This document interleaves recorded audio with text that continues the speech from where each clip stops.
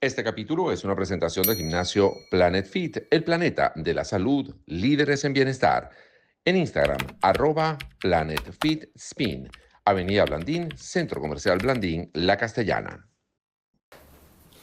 ¿Qué tal, amigos? Bienvenidos a un nuevo capítulo de La Caverna. Como siempre, nosotros echando mano de los amigos, de la gente querida, de la gente valiosa, además que tenemos alrededor. Y hoy, bueno, nos trajimos aquí a La Caverna a Sócrates Serrano, actor, consultor, psicólogo, psicodramatista.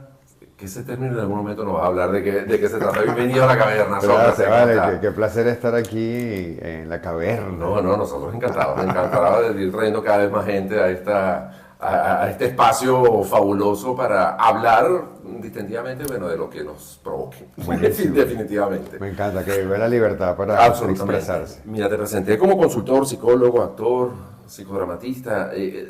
¿A qué llegaste primero? ¿O qué fue lo primero que te enganchó? Yo desde chamo actué, desde chiquito, desde el colegio. O sea, de hecho mi primera obra fue en el colegio, que fue una pieza de Aquiles Nazoa. ¿En qué colegio estuviste? Yo estudié la primaria en un instituto que se llamaba Instituto Atenas. Okay. Y estando chiquitito... Con mayor vinculación con el teatro imposible. Llamándose Atenas. Exactamente. ¿Y tú Sócrates, o sea? Y yo Sócrates, exacto. No había salida. No había opción. Era para allá la cosa.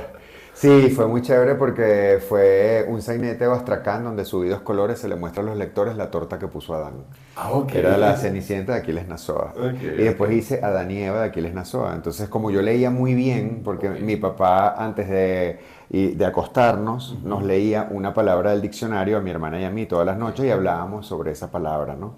Entonces, claro, en la casa había siempre como una cosa muy de estimular el uso del lenguaje, la palabra, la conversación. Mi papá era periodista, claro. Correcto.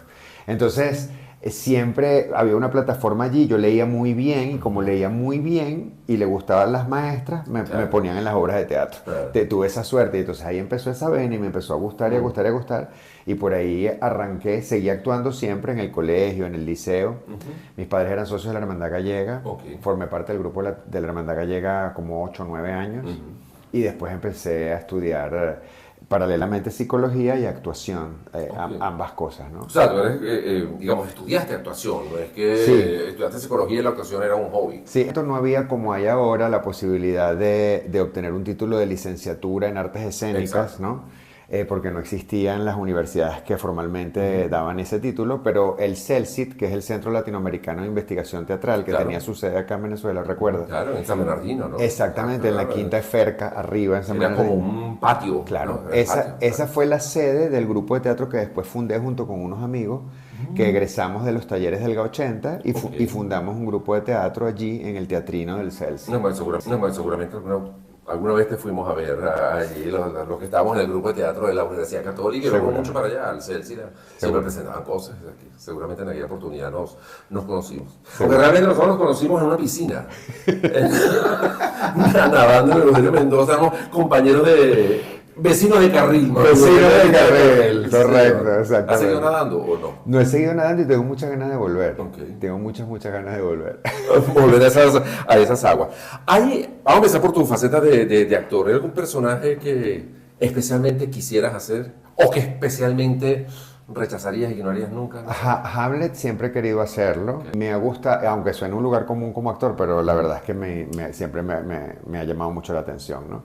Y hay un personaje también de Shakespeare que es Oberón, de Sueño de una noche de verano, que siempre me ha conectado mucho, ¿no? Me gusta mucho esa magia de Sueño de una noche, todo eso que pasa, ¿no? Del hechizo, y siempre me ha conectado mucho la historia. Pero bueno, Hamlet es algo que tengo pendiente, ¿no? Pero es un personaje muy atormentado. Muy atormentado. Desde el minuto 1 hasta el final, ese señor está muy atormentado. Sí, es que soy muy intenso. Entonces, esa gente intensa te gusta. Me encanta, esa intensa a mí me encanta. Bueno, uno de los personajes que más he disfrutado ha sido Raskolnikov, de Crimen y Castigo, el montaje que hice con Juan Zucchi, ¿no? Ha sido uno de los personajes en teatro que más me ha marcado y que más me ha gustado, ¿no? Y están por ahí, Hamlet y Raskolnikov de alguna manera, ¿no? Pero tengo que apurarme porque ya la cosa, voy a estar fuera de casting rápido. Claro, pero no puede ser el papá de Hamlet, no puede ser el bueno, ya fui el hermano de Ofelia, ¿no? Okay. Ya fui Laertes. Okay. En el montaje que hicimos con Esquena, por cierto, en el 2015, yo hacía Laertes en ese montaje y Basilio hacía Hamlet. Ok. ¿No? ¿No? Yo Sí. vi hace poco una versión de Hamlet que hizo Daniela Alvarado, que eran todas mujeres. Sí. Todo bien interesante Sí, la, sí, la sí. propuesta, ese ¿Cómo trabajo. no? ¿Cómo no? Sí, muy interesante. ¿Y alguno que no te interesaría, no sé, algún personaje? Creo que en este momento no te sé decir si qué personaje no me interesaría ser. Creo que lo que sí pudiera decirte es que el tiempo me ha dado el recorrido como soy tan intenso Ok. y me conecto tanto con los personajes y se me pasa la mano, porque de verdad que se me pasa la mano en la intensidad, a veces me pasa que me desgasto demasiado. Ok. Y creo que estoy aprendiendo a poner la justa medida de la energía sin quitarle pasión. Eso ha sido un trabajo de vida. Ok. ¿Sabes? O sea, porque por ejemplo, yo terminé con Raskolnikov, terminé con cansancio crónico diagnosticado. Wow. Sí, sí. O sea, somatizado pero, totalmente. o sea, una locura, o sea, la espalda. Pero porque era muy activo, era muy... Porque yo ensayaba 8 horas al día, en la mañana ensayaba con Carlos Sánchez Torrealba y en la tarde ensayaba con Prakriti y al mediodía hacía los monólogos, porque los horarios de los actores no coincidían y yo me Claro. entregué por completo al proyecto. Bueno, estas cosas, estas hazañas como tipo Hollywood, que tienes que rebajar un montón de kilos, pues tenía como unos semidesnudos ahí en la cuestión, el personaje es súper intenso, ¿no? Y bueno, factura, cansancio crónico, Claro, ¿no? claro. Entonces, creo que lo que sí espero haber aprendido, porque he estado como, tú sabes, ahí Ecualizando. ecualizando, tal cual, calibrando, ¿no? Es a que no sea tan intensa la entrega, ¿no? A que no sea Creo que, ahora que lo preguntas y hablándolo, en estos días me sugirieron así como muy sutilmente un personaje de un enfermo de cáncer. Y bueno, después de haber yo superado un cáncer, Claro. wow, le tengo mucho respeto, ¿no? A volver a eso. Pero, No lo descartas. No lo descarto, sí, sí. Claro, sí. porque son experiencias de vida que Sí. el método está muy bien, pero no Sí. para tanto, ¿no? Sí, sí. Un actor se prepara, hay que dejarlo un poco, un poquito de lado porque el resto de tu vida tienes que seguir viviendo, ¿no? Sí, claro. Hay un tema te pasa a ti también como actor, lo imagino que, bueno, el tema de cómo te conectas con los personajes, que a veces sí, efectivamente, por más que desarrolles una técnica, yo no he logrado desvincularme por completo Ok. de los personajes, ¿no? Siempre hay algo que queda allí, que está allí, Claro. ¿no?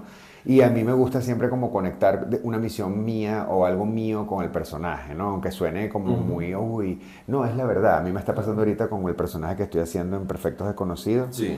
que estoy trabajando un guayabo, Ok. para ser honesto. Ok. O sea, estoy trabajando un guayabo que tengo pendiente Ok. de mi última relación y en la obra yo me propuse conquistar a mi esposa en la obra, que es interpretado por Sonia Villamizar. Ok. Por algo que sucede en la trama, ¿no? Ahí se supone que hay un engaño ahí de ella hacia mí. Y entonces, bueno, yo estoy usando esa experiencia mía personal y se la estoy prestando al personaje. Y es lindo, es reparador.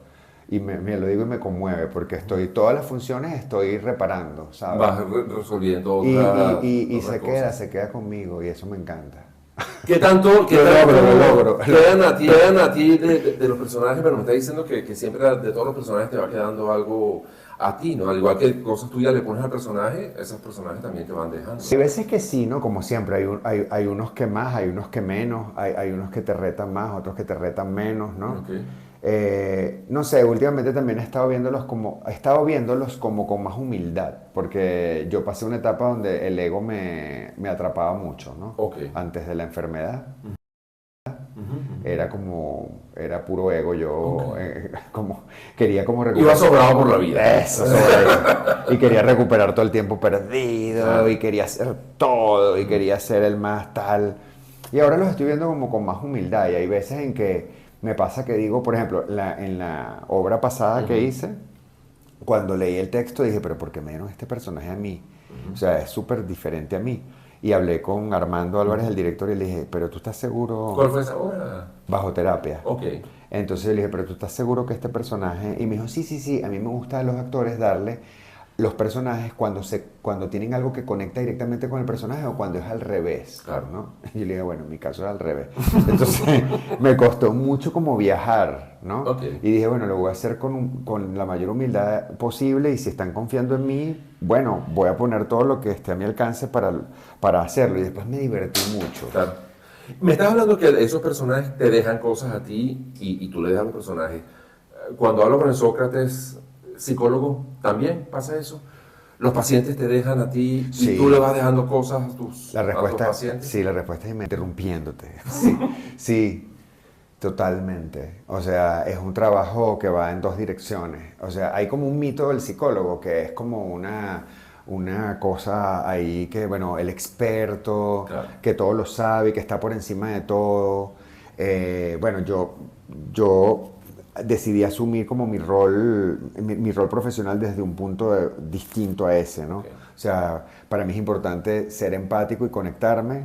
Y hay veces en que hay casos y hay situaciones en las que me cuesta mucho gestionar lo que sucede con ese caso. Y lógicamente que ir tú luego a terapia también Siempre es importante hacerlo. Y hay casos, digamos, los psicólogos también tenemos que supervisarnos los casos. Hay casos que se supervisan. Obviamente dentro del parámetro del ejercicio de la psicología, dentro de la confidencialidad del mundo de la psicoterapia, hay casos que requieren ser supervisados porque hay veces en las cuales, no solo por la dificultad técnica del caso, sino porque probablemente tú puedas poner cosas tuyas inconscientemente en el tratamiento de la situación y del caso. Necesitas como un tercero Que te diga y que técnicamente te oriente para algunas cosas, ¿no? Pero definitivamente sí, casualmente, no sé si fue hoy o ayer, no, fue esta mañana, que compartía que hoy, después de año y medio, al final de una sesión con este paciente que atiendo online desde hace un año y medio, le pregunté qué te llevas de hoy y me dijo, me siento en paz, ¿no? Okay. Entonces, bueno, después de un proceso muy difícil. ¡Wow, qué logro!, ¿no? Wow, sí. Que además que lo verbalice de esa manera. Maravilloso. Y además, como darle de alta, ¿no? Decirle, bueno, no vamos a fijar una próxima sesión, llámame cuando tú quieras llamarme, ¿no? Como hay veces en las cuales a mí me ha pasado que siento mucha frustración, por ejemplo, una depresión mayor. Entonces, trabajas estrategia 1, estrategia 2, te metes por el camino de la derecha, de la izquierda, del atajo, planteas una cosa, planteas la otra y no hay manera, y no hay manera, y no hay manera, y estás meses y meses en eso y la posibilidad de desplazamiento es mínima, lo que te queda es acompañar solamente, ¿no? Es muy frustrante, ¿no? Y además en ese caso yo he identificado que despierta en mí una cosa muy titánica, ¿no? De que yo quiero lograrlo, ¿no? Yo quiero ayudar, yo quiero... Pero bueno, hay veces en que hay diferentes formas de ayudar. Ahí volvemos otra vez a la humildad, a lo mejor tienes que llegar a la humildad de decir, con esto no puedo. ¿Te ha pasado, antes me decías, por ejemplo, que un personaje es un personaje que tenía cáncer, luego de tu experiencia, prefieres no por ahora. ¿Te ha pasado también con un paciente que digas, no, yo me meto por ahí porque me va a hacer daño, porque a lo mejor está en una situación similar a una que yo no he terminado de resolver y mejor no lo toco, no sé? Bueno, hay ciertos casos que no veo porque no soy especialista en ciertos temas o no me siento suficientemente sólido en ciertos temas, ¿no? O sea, por ejemplo, yo no he podido consolidar mi tema de pareja. En mi vida personal, ¿no? He tenido parejas largas, importantes en mi vida, pero en este momento estoy solo y ese para mí es un tema pendiente. El tema pareja para mí es un tema pendiente. O sea, quisieras tener pareja y no terminas de concretar una. Pero claro, déjame decirlo mirando a cámara, pero claro, por supuesto. Las redes sociales, teléfono. Por supuesto. Y entonces yo no atiendo parejas. ¿Ok? No, porque sabes que te va a tocar. Es un tema para mí pendiente. Yo sí atiendo, obviamente, personas que tienen issues de pareja y que necesitan ser acompañados individualmente. Y cuando me doy cuenta que el tema es un tema que necesita un abordaje de pareja, entonces llamo a un colega para que haga un abordaje de pareja y remito el caso. O lo veo en forma complementaria, porque hay veces en que la persona no necesita, o que la pareja no necesita ser atendida de manera colectiva, sino que ella necesita verse, él o los dos éles, o los dos ella, o whatever como sea la pareja, ¿ok?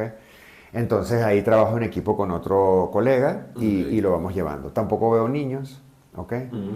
Yo no tengo hijos, tengo sobrinos, los amo con locura. Pero no los veo porque hay un tema que tiene que ver con el desarrollo de ciertas habilidades terapéuticas hacia los niños y los adolescentes que para mí, yo le tengo mucho respeto.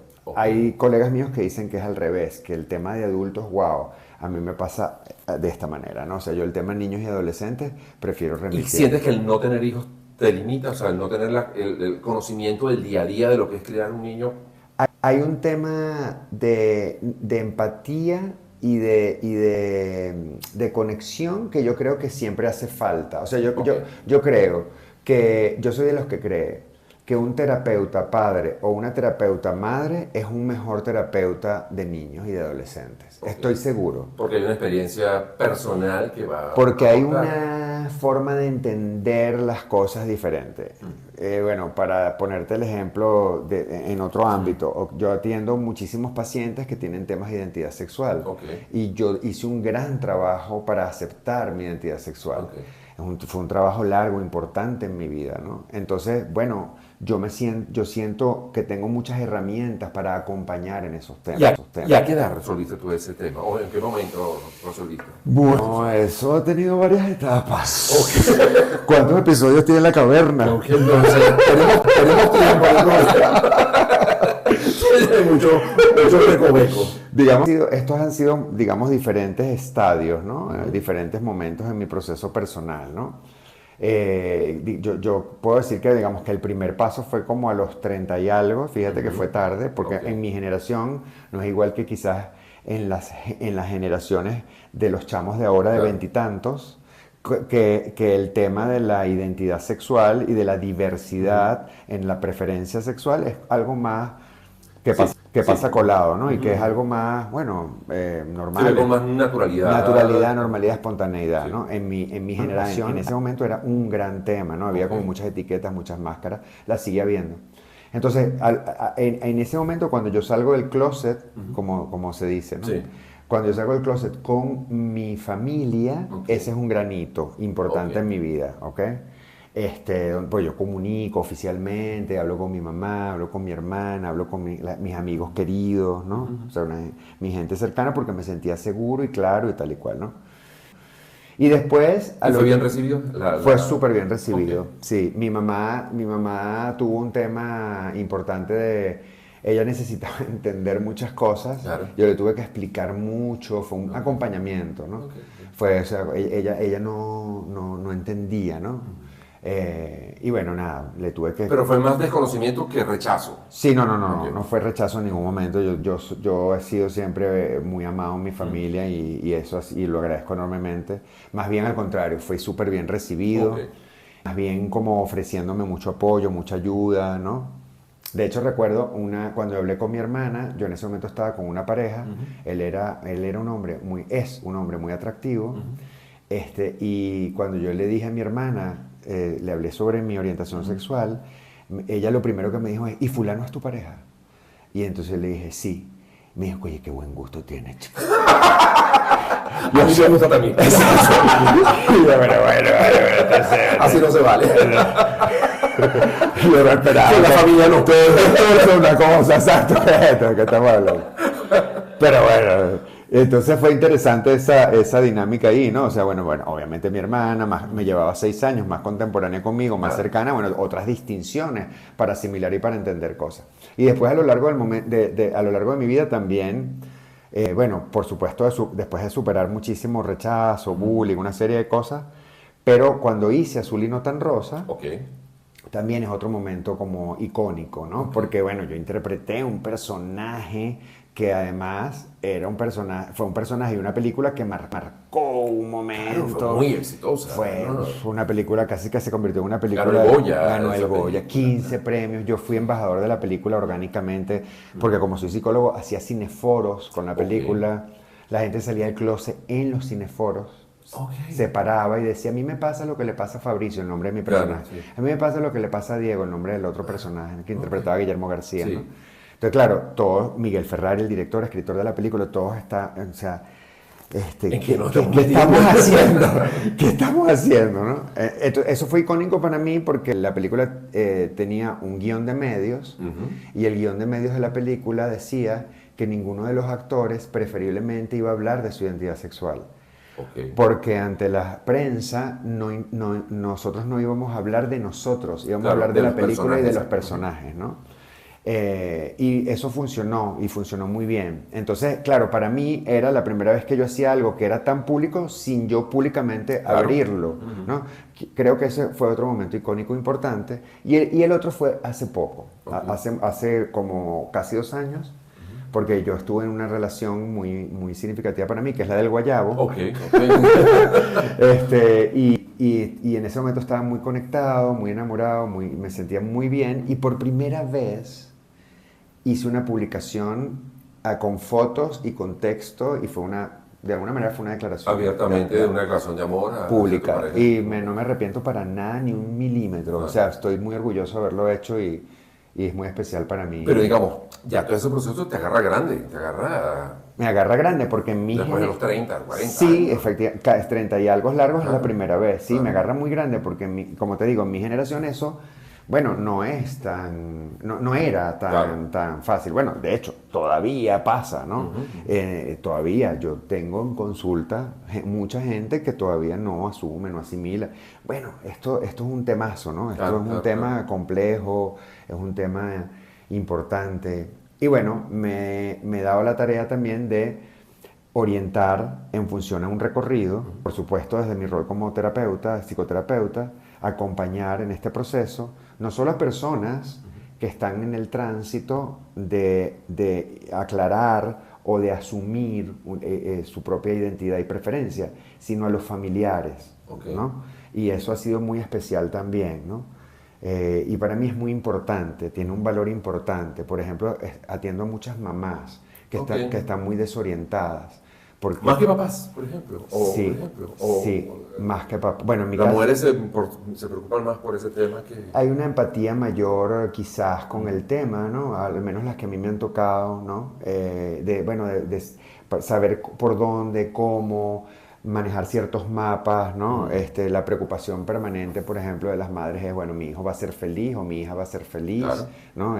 ¿Qué significa esto? Entonces va desde un rol que tiene que ver con informar de cosas como, bueno, más educativas, informativas, hasta acompañar en temas como más personales e íntimos que tienen que ver con ideas obsesivas, ¿no? O trabajar el propio rechazo que hay detrás de eso para poder gestionar el vínculo, ¿no? Y bueno, finalmente para... Como ahí se presentan culpas, se presenta cualquier cantidad de cosas. Bueno. ¿Cuál es el motivo más recurrente de consulta tuyo? Ansiedad. Ansiedad, sí. Ansiedad generalizada por cualquier cosa. O sea, quiero decir, más bien, no el trastorno de ansiedad generalizada, que es un trastorno específico, Ok. sino ansiedad, cuando digo generalizada me refiero por cualquier cosa, porque Sí. esta luz es blanca, me da ansiedad. Okay. Hay tres cámaras y yo tengo dos, eso me da ansiedad. Yo en mi podcast tengo dos. La próxima temporada tengo que tener una tercera cámara, eso me da ansiedad. ¿Entiendes? O sea, hay una cuarta, por cierto, te informo. oh my Cada God. más lejos. O sea, me da más ansiedad. Me da más ansiedad.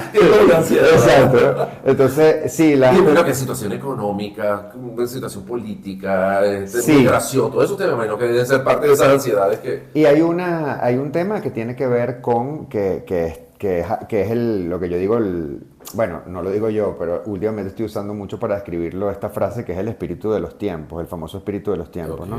Que es ser mejor y hacer muchas cosas, ¿no? O sea, nos exigen hacer más, mucho y más, y bien y perfecto. Esa cosa de si vas a ser barrendero, pero que seas el mejor barrendero del mundo. Exacto. Dios mío, ¿qué mejor se puede barrer? No, y además si vas a ser barrendero tienes que ser el mejor del mundo y estar en las redes sociales. Claro, Hola, para que aquí todo el mundo estoy sepa que está barriendo. barriendo. Exacto. En 3 pasos prácticos, ¿cómo barrer mejor? O sea, Hay una sobreexposición de nuestras vidas. Muy una dura. sobreexposición terrible, hay que ser el mejor, hay que hacerlo perfecto, hay que tener tips y recomendaciones prácticas. Entonces, un poco lo que recibo mucho es esa ansiedad por pertenecer, por ser alguien que tiene que ver con las expectativas de los demás más que la mía propia, ¿no? Es terrible eso, wow, es fuerte. Pero pareciera que es una generalidad. Importa muy poco lo que digan los demás y yo soy muy libre, pero al final no, al final terminas estando mucho más amarrado a la opinión de los demás y a las tendencias y seguir lo que dice la tendencia Sí. que yo diferenciarme y ser distinto y original. ¿No? Porque dan otras cosas, es otra aprobación la que buscan. Nosotros buscamos un tipo de aprobación, o sea, o de unas instancias específicas. Ellos necesitan de otras. Entonces, por eso las redes son tan poderosas e importantes ahora, porque ser aprobado en ese medio, Claro. bueno, el caso de adolescencia, la serie, ¿no? Ujú, sí, exacto. Todo eso es un temazo. Fíjate, ese niño lo que llega a ser, más allá de que tenía en casa algunos patrones particulares, Claro. pero lo que llega a ser porque es expuesto de una manera particular y sobre todo en las redes a través de un código. Claro. Tú el peso que tiene para esa generación, ¿no? Pues, un chamo de 13 años, ¿no? Claro. Sí, son otras cosas las que importan, pero el tema de la ansiedad es un temazo, ¿no? O sea, es como una carrera contra el tiempo para ser mejores, para mostrar la mejor cara de nosotros. Es terrible, es un tema. Es un tema. Hablando del tiempo, el tema de la vejez. Se nos está acabando. No. Nos queda. Yo, Hablando del tiempo, nos queda. yo no tengo nada que hacer. Tú hablas ahora. mucho, Zorro. Yo no tengo nada que hacer aquí ahora. Yo me encadeno, me tienes que hacer preguntas. No, también. Si no, lanzamos kilómetros de cadena, pero ponemos a encadenarnos. Mira, el tema de la vejez, por ejemplo. ¿Cómo lo llevas? A mí me da miedo, ¿viste? ¿Te da miedo la vejez? Sí, ese es un tema. Este es un tema complicado para mí. Yo ahorita estoy viviendo. ¿Pero qué le tienes miedo de la vejez? Creo que la soledad. Ok. Hay una realidad y es que en mi caso yo pudiera tener hijos, ¿ok? Sería complicadísimo desde el punto de vista, bueno, Biológico, las sí. parejas homoparental en Claro. Venezuela no hay una cosa legal que te permita tener hijos, está todo ese cuento. Ajá. Pero más allá de eso, yo conozco muchas parejas homosexuales, mujeres y hombres que tienen Sí. hijos, ¿ok? Ese es un tema Pero claro, uno no tiene hijos tampoco para que te estén cuidando cuando estés No, mayor. para o nada. sea, ese no es el objetivo de tener. Por supuesto, pero tener hijos. lo de esto de la pregunta que me hacías de que me da miedo, ¿no? Porque ¿qué es lo que generalmente sucede, ¿no? Que cuando llegas a cierta edad, de alguna manera cuentas con el respaldo y la red de una familia que te apoye y que te acompañe, Claro. ¿no? Y yo lo decía de esta manera porque además yo en mi rol de hijo, con mi mamá que tiene 88 años y Sí. está en deterioro cognitivo, yo he sido su respaldo fundamental. Entonces yo a veces lo veo al revés y claro, no veo el revés, ¿no? Claro. Yo digo, bueno, ajá, yo la estoy cuidando a ella y Cuando miras atrás, no ves a nadie. ¿Y qué va a pasar Claro. conmigo, no? ¿Y no será eso un poco la obsesión por el tema de la pareja que hablábamos al principio? Yo Bueno, te estoy psicoanalizando. sí, no, yo estoy impresionado. Esta es la otra. Estamos en el programa La Otra Cara de Unai. Desconocida. Exactamente. Psicoterapia de Unai. Gratuita.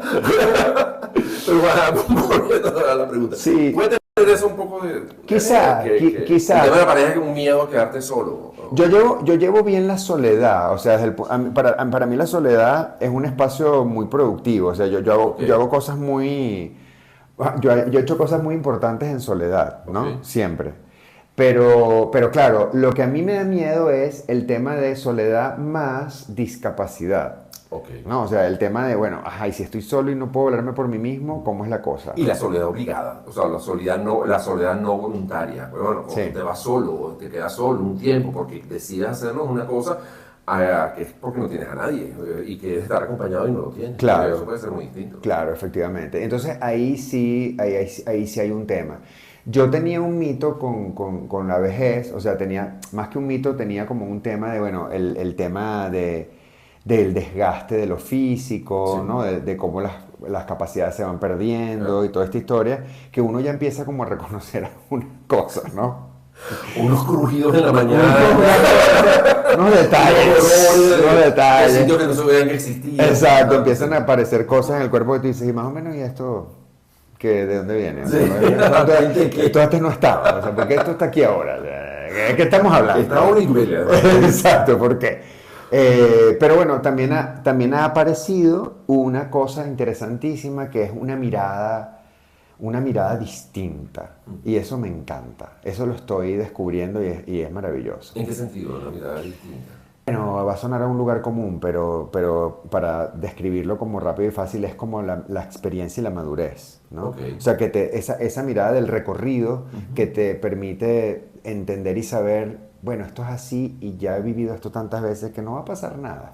O sea, que tienes como la claridad para ver las cosas de una manera con más serenidad o con más serenidad. Y no le resta un poco de importancia también, a cosas Mucho. que te angustiaban hace 30 años. Mucho. Le Por eso tal vez uno ve personas muy mayores que ven el tema de la muerte con absoluta naturalidad y casi que hasta la desean, ¿no? Sí, y la esperan, ¿no? Sí, te dicen, ay, ya está bueno. Sí, yo quiero irme. Sí, yo quiero irme, ya hasta cuándo va a seguir esto. O sea, y cosas que a los 30, a los 40 años te horroriza, pero llega un momento Sí. que no. ¿La muerte cómo la llevas, la posibilidad de la muerte? Bueno, cerca, la tuve muy cerca con el cáncer, pero yo le tenía más miedo a la discapacidad que a la muerte.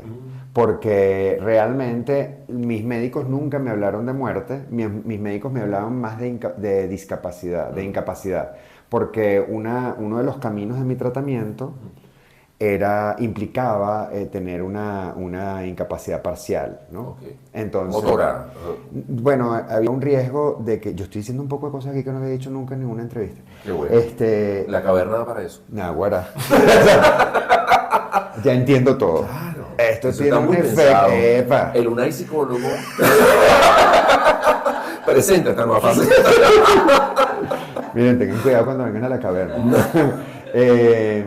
Yo tenía un adenocarcinoma.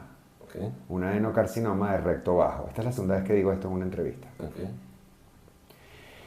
Y como la lesión que yo tenía estaba muy cerca del esfínter, Okay. ¿ok? La posibilidad de tratar esto no lo hubieras podido decir en televisión, por ejemplo. ¿Ves qué maravilla que tengas un Claro, programa en tengamos YouTube? libertad. ¿Te das cuenta? Sí, ok. Porque si salimos en un programa de televisión, esto lo van a cortar. Totalmente. Ok.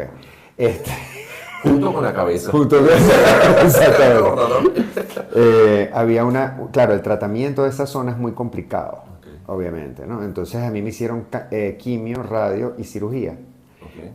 Pero dependiendo cómo la lesión evolucionara, había un riesgo muy grande de que la función del esfínter se perdiera.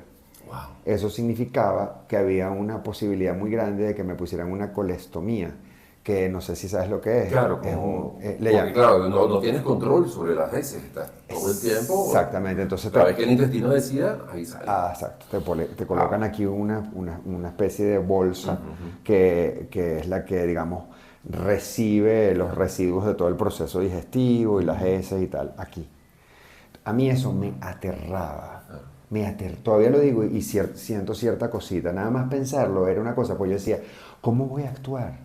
O sea, ¿cómo voy a hacer mi trabajo como Limitar actor? tu vida, o sea, no, exactamente. ¿Cómo voy a hacer mi trabajo? Porque además yo soy consultor, además de ser psicoterapeuta, soy consultor y estoy en empresas dando charlas, dando talleres, facilitando, acompañando procesos.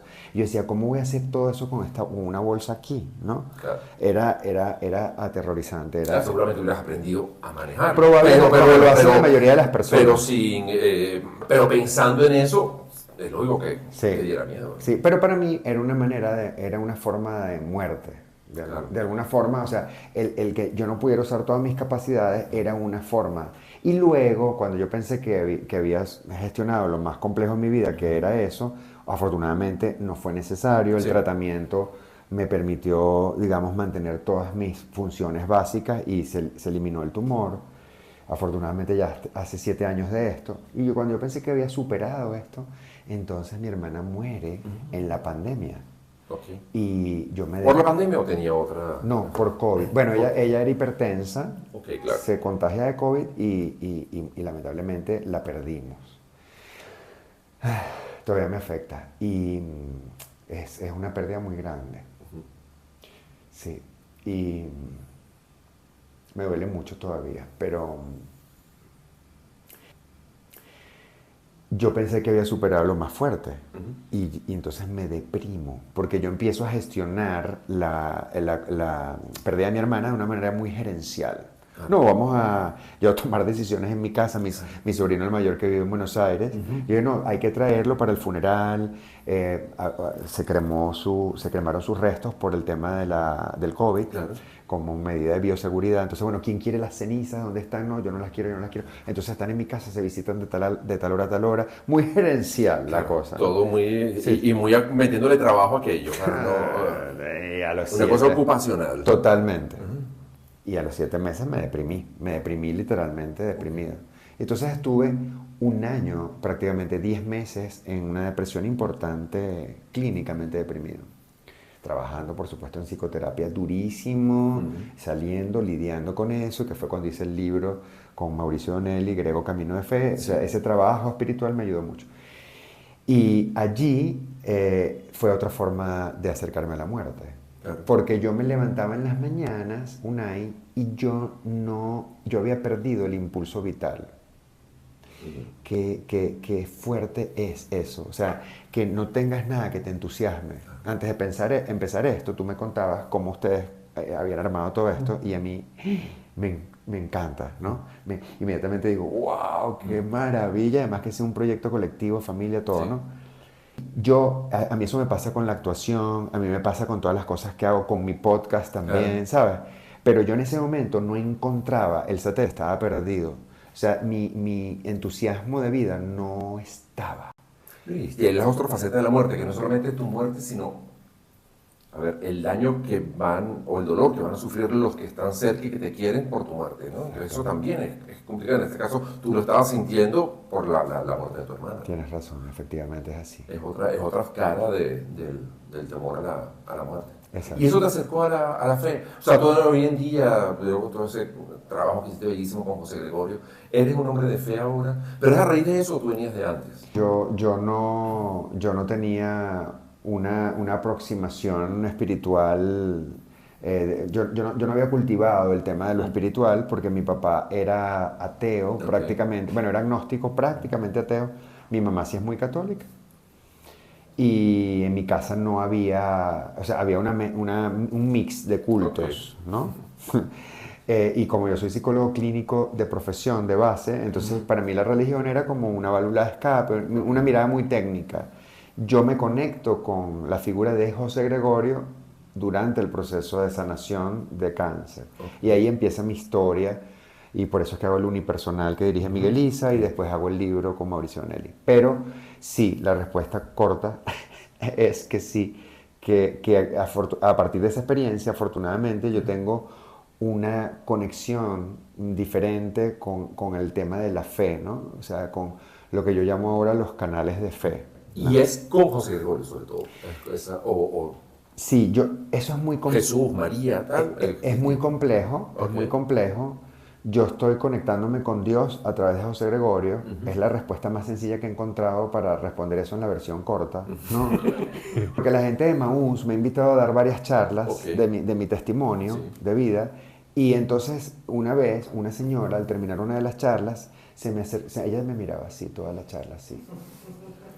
¿No? Así con esta cara me miraba. Y yo decía, algo no le gusta de lo que estoy diciendo. Claro, sí. Debe ser que no le gusta a José Gregorio, debe ser que, no sé, a lo mejor, no sé. Uno empieza con sus fantasmas, ¿no? Claro, Personales, ¿no? O sea, a lo mejor habrá visto una entrevista que me hicieron y hablé de mi identidad sexual y entonces dirá, ¿y esto qué hace aquí? Y empieza aquí. Tú mezclando. Tú haciendo por cosas de hipótesis, ¿no? Y Claro. bueno, a lo mejor el señor es muy conservador y yo me miraba. Cuando terminó la entrevista, me dijo, yo le voy a hacer una pregunta. Y yo, ay, chamo. Y el sitio lleno, todo full de gente, ¿no? Entonces, dígame, con todo gusto. Usted sabe que a usted quien lo ayudó fue Dios, no fue José Gregorio. Sabe, ¿no? Entonces, claro, yo me quedé frío, ¿no? Entonces yo le dije, bueno, yo me imagino que sí, pero si fue Dios, lo hizo muy bien porque me mandó el emisario perfecto. Porque a un hombre que no era creyente le mandó a un mortal. Claro. Que era un hombre que se había movido en dos pasiones, que son la ciencia y la religión. Y yo me he movido en dos pasiones en mi vida, que son la psicología y la actuación. Claro. Y yo empecé a leer fue las cartas de José Gregorio que le escribía a su familia y a sus amigos. Y ahí en las cartas tú no puedes ver un tipo más mortal. Claro. Sí, con unos valores súper increíbles, pero un mortal que se molestaba, que se deprimía, que se enfermaba, que estaba triste, que le daba rabia, que hablaba pestes del boticario que le había engañado con una medicina. Y yo decía, este hombre es un Este es un mortal. señor igual que yo. Yo me identifico. Entonces yo le dije, me mandó el embajador perfecto, le dije yo. Eso lo digo porque yo estoy ahora en ese proceso de aproximación. Es muy difícil, son muchos años de una educación muy particular. Y en mí esto ha sido un proceso que algunos dicen que es un proceso de conversión. Okay. Ha sido un proceso yo prefiero llamarlo de redescubrimiento.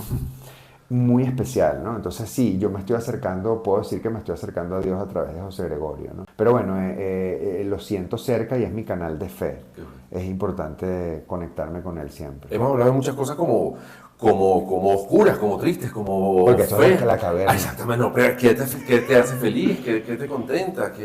Me hace feliz ¿Cuál así. es tu plan ideal, por ejemplo? Un fin de semana. Oye, tú sabes que mi plan ideal es muy lejos del plan atípico. Ok. Lo siento, pero es así. Mira, mi plan ideal es una buena conversa con gente querida, con un vinito. Claro. Si puede ser en una montaña con una vista de montaña, yo prefiero la montaña que la playa. Ok. Soy un tipo particular, no soy fácil. Pero su plan es tranquilo. Plan tranquilo, yo no soy... La rumba, la discoteca. No me gusta. Y ahora, por la edad, menos. Claro. O sea, ahora en este Te atormenta el ruido. no puedo. En estos días me invitaron a un bar que está muy de moda, que este bar y tal. Cuando entré yo dije, ¿qué es esto? ¿Cuándo van a bajar la música? O sea, tenía que gritar y me quedaba afónico. Y yo, pana, o sea, no se puede Vámonos. hablar. No podía, entonces me salí afuera hay como una... sí. mesita, una cosa. Ahí me quedé. No, pero ese es mi plan ideal. O sea, mi plan ideal es compartir tranquilo, tener una buena conversa, tomar un vinito, eso, o sea, compartir con amigos, no sé, hablar de cine, hablar de arte. Aquí nos faltó el vinito, pero bueno, todo lo demás lo tuvimos. Es Pero verdad. para la próxima no tenemos un vinito, un ¿Verdad? visito, ¿verdad? Ya Pero sabes, no. este es Caverna 2.0. Bueno, pues este es el objetivo de este espacio, haber tenido conversaciones así tan garatas y tan distendidas y tan sabrosas contigo. Qué chévere.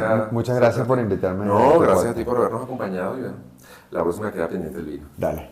Gracias. Y a ustedes los esperamos en el próximo capítulo de La Caverna. Chao.